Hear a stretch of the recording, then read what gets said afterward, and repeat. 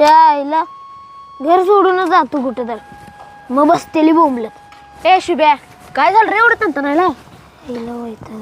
अरे काल शाळा बुडवल्या म्हणून माझ्या बानं आज मला कुत्र्यागत हाणलाय.